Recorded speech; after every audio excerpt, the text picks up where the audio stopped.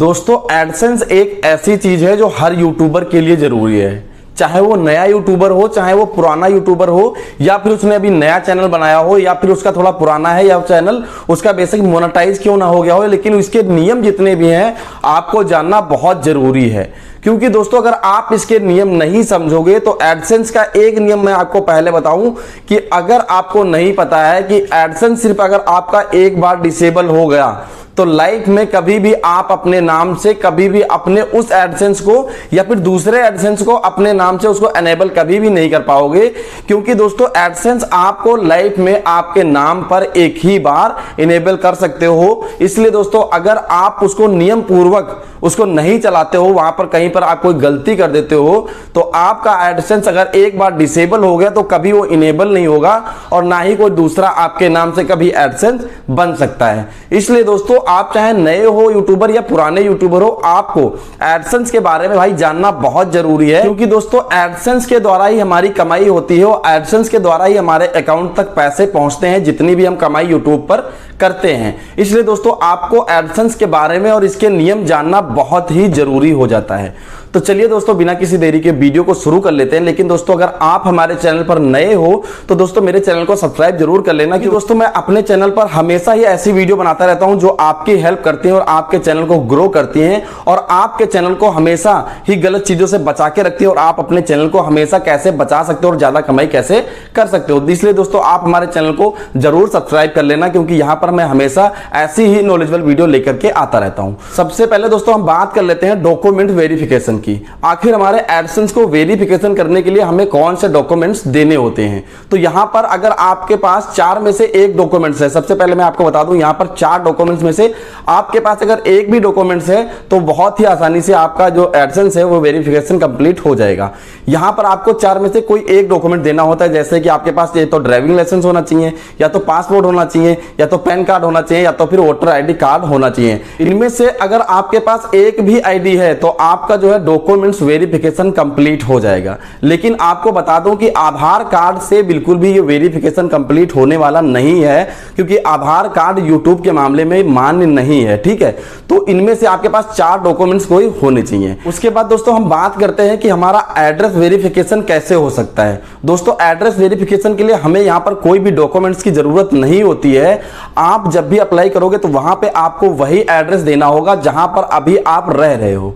उसके बाद क्या करेगा यूट्यूब आपको एक कोरियर भेजेगा आप जिस एड्रेस पर रहते होगे और जो अपने एड्रेस वहां पर दिया होगा। ठीक है, तो आपको वही एड्रेस देना है जहां पर आप रह रहे हो। उसके बाद एडसेंस एक वहां से आपको कोरियर भेजेगा और वहां पर एक पिन होगा।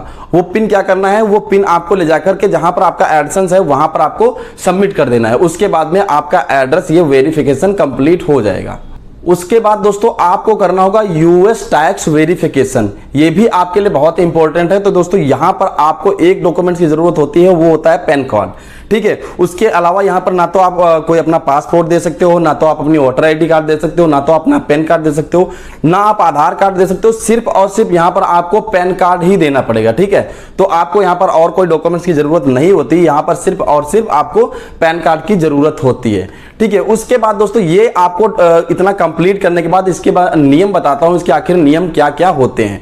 दोस्तों वीडियो को बिल्कुल भी स्किप नहीं करना है, वीडियो छोटा सा है लेकिन आपको सारी जानकारी इसी वीडियो में देने वाला हूं।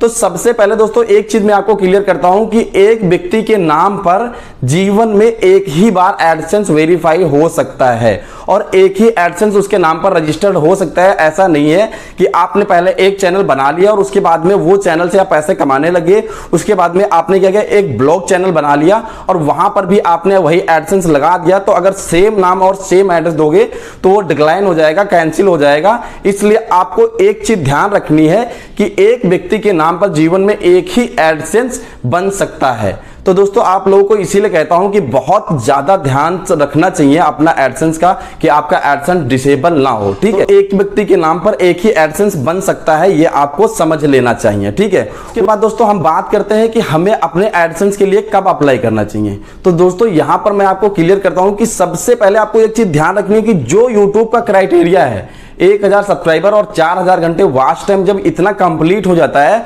उसके बाद ही आपको एडसेंस के लिए अप्लाई करना चाहिए। उससे पहले आपको एडसेंस पर अप्लाई नहीं करना चाहिए। ठीक है दोस्तों, हम बात करते हैं कि जब आप अपने एडसेंस को अप्लाई करेंगे तो वहां पर आपको क्या क्या फील करना होता है और कैसे फील करना होता है। तो सबसे पहले आपको बताऊं कि जो आपने आईडी वहां पर दी है पहले डॉक्यूमेंट्स वेरिफिकेशन के लिए, उस पर जो भी आपका नाम है, यानी आपके आईडी पर आपका जो नाम है वही नाम आपको देना होता है। ऐसा नहीं है आप अपना आधा नाम दे दो या अपना लास्ट नाम दे दो, ऐसा नहीं आपको करना है। या फिर आपको अपने चैनल का नाम नहीं देना है। आपको हमेशा अपने एडसेंस पर जब अप्लाई करना होता है तो वहां पर आपका नाम होना चाहिए, ना कि आपके चैनल का नाम, ना कि आपका आधा नाम। ठीक है, तो आपको अपना पूरा नाम देना है और अपने चैनल का नाम वहां पर नहीं देना है।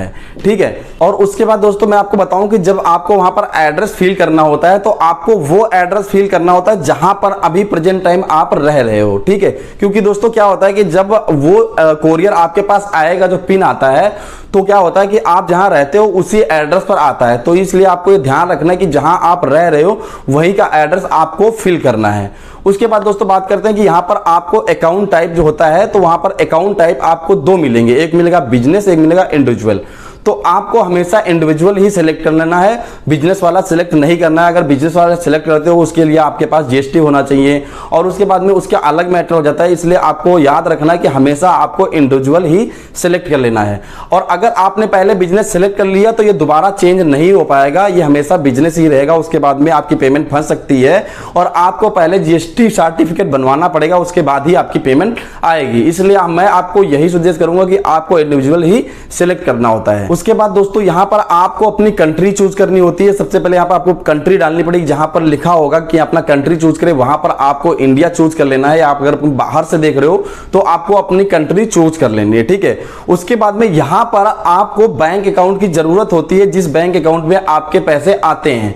तो आपको एक चीज याद रखनी कि आपका अकाउंट उस बैंक में होना चाहिए जहां पर स्विफ्ट कोड होता हो। ठीक है, जिस बैंक का स्विफ्ट कोड ना हो वहां पर आपको वो वाला अकाउंट तो बिल्कुल भी नहीं देना है।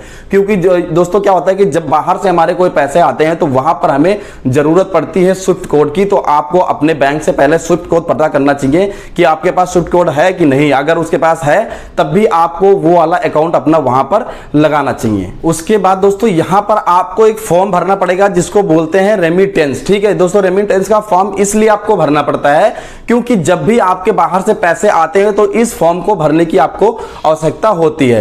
लेकिन आपको यहां पर एक चीज बता दूं कि हर बैंक का अलग अलग सिस्टम होता है। मान लो आपके जितने भी बैंक हैं उनका अलग अलग सिस्टम हो सकता है, उनका अलग अलग रूल हो सकता है। तो आपको वहां पर जाकर के सबसे पहले पता कर लेना चाहिए कि आप यहां पर रेमिटेंस का फॉर्म कैसे भरते हैं। तो जहां पर आपको भरने की आसानी लगे उसी बैंक अकाउंट को वहां पर आपको देना चाहिए। अब दोस्तों हम बात करते हैं कि आखिर हमारा पेमेंट हमारे बैंक में कब जमा होता है। तो दोस्तों हर महीने की जो 7 से लेकर के 11 तारीख के बीच में जितनी भी यूट्यूब की टीम है वो आपके अमाउंट को पहले वहां पर अपडेट करती है, वहां पर चेक करती है। अगर आपका अमाउंट $100 से अधिक है तो ही आपका पेमेंट आपके बैंक के लिए ट्रांसफर किया जाएगा। अगर $100 से कम है तो वो अगले महीने ट्रांसफर किया जाएगा। इसलिए हमेशा ही जितनी यूट्यूब की टीम है वो 7 से लेकर के 11 तारीख के बीच में आपका चैनल का रिव्यू करती है और आपके पेमेंट को देखती है। अगर $100 से अधिक है तो वहां से वो इनिशिएट कर देती है और महीने की 21 तारीख को जितना आपका पेमेंट होगा वो आपके अकाउंट में आ जाएगा, अगर वो $100 से अधिक है तो। ठीक है, उसके बाद में दोस्तों बात करते हैं कि आखिर हमारा यूट्यूब एडसेंस डिसेबल कब होता है। तो दोस्तों यहां पर आपको बहुत ही बारीकी से समझना चाहिए। ठीक है, अगर आपका YouTube एडसेंस एक बार डिसेबल हो गया तो उसको आप कभी भी इनेबल नहीं कर पाओगे। आपको बहुत ही बारीकी से यहां पर ध्यान रखना है। ठीक है, अगर हमारा एडसेंस अकाउंट डिसेबल होता है तो वो क्यों होता है वो बताता हूं आपको मैं पहले। ठीक है, मान लो आप कोई बच्चों वाली वीडियो बनाते हो जो बच्चे सिर्फ देख सकते हैं, तो क्या है कि आप वहां पर मेड फॉर किड्स अगर चूज नहीं करते हो तो क्या होता है कि एक बार, दो बार, 3 बार, 4 बार YouTube अपनी तरफ से उसको कर देगा। ठीक है, मेड फॉर किड्स जो है वो अपने आप से चूज कर लेगा। लेकिन अगर आपकी जितने ही वीडियो हैं किसी पर अगर आप मेड फॉर किड्स चूज नहीं करते हो तो तो यूट्यूब क्या करता है कि आपका एडसेंस को डिसेबल कर देता है। इसलिए अगर आप मतलब मेड फॉर किड्स बना रहे हो या फिर नो मेड फॉर किड्स बना रहे हो तो वो चीज आपको हमेशा वहां पर चूज कर लेनी चाहिए, ठीक है। एक क्लिक करना होता है, मान लो आपको अगर मेड फॉर किड है तो कर लो, यस कर लो, नहीं करना है तो नो कर लो, ठीक है। तो आपको ये चीज हमेशा ध्यान रखनी है। और दोस्तों उसके बाद करते हैं कि हमेशा आपको कोई वीडियो ऐसी नहीं बनानी है कि जो YouTube के खिलाफ हो, ठीक है। YouTube के खिलाफ अगर आप कोई वीडियो बना रहे हो, बार बार बना रहे हो, तब भी आपका YouTube आपके एडसेंस को डिसेबल कर सकता है। जैसे कि मान लो आपसे कुछ वहां पर ऐसा बता रहे हो जो YouTube वहां पर नहीं चाह रहा है या YouTube के खिलाफ है, तो आपका एडसेंस डिसेबल हो जाएगा। इसलिए आपको कभी भी ऐसे वीडियो नहीं बनाने हैं जो YouTube का वायलेंस करते हैं या YouTube के खिलाफ है। उसके बाद में दोस्तों हम बात करते हैं कि अगर आप अपने चैनल पर कोई ऐसा वीडियो डाल रहे हो जिससे स्पैम हो रहा है या फिर कोई आप गलत वीडियो, गंदे वीडियो डाल रहे हो, गाली गलौज का ज्यादा उपयोग है, बहुत ज्यादा उपयोग है, गंदे का मतलब गंदी गंदी चीजें अगर वहां पर आप दिखा रहे हो, अगर बार बार ऐसा ही कंटेंट आप अपने चैनल पर अपलोड करते हो, तब भी यूट्यूब चैनल एक दो बार आपका चैनल डिलीट नहीं करेगा। लेकिन अगर बार बार भाई वही आप फर्रा मारे जा रहे हो, अगर बार बार वही चीजें आप वहां पर रिपीट किए जा रहे हो, तो क्या करेगा यूट्यूब आपका जो एडसेंस है वो भी डिसेबल कर देगा। तो आपको ये चीज ध्यान रखनी कि कोई बहुत ज्यादा आपको स्पैम नहीं करना है, कोई चीज आपको बहुत बार एक ही वीडियो रीअपलोड ये भी नहीं करना है, नहीं तो इस केस में भी आपका एडसेंस डिसेबल हो सकता है, ठीक है। तो आपको ये चीज ध्यान रखनी कि आपको बहुत ही समझदारी से और बहुत ही होशियारी से काम करना है, तभी आपका एडसेंस अकाउंट चल सकता है, अगर आप थोड़ी सी बातों का ध्यान रखोगे तो दोस्तों ये थे कुछ एडसेंस के नियम जो मैंने आपको बताए हैं। बाकी नियम तो इसके बहुत सारे हैं, लेकिन मेन नियम जो मैंने आपको बताए,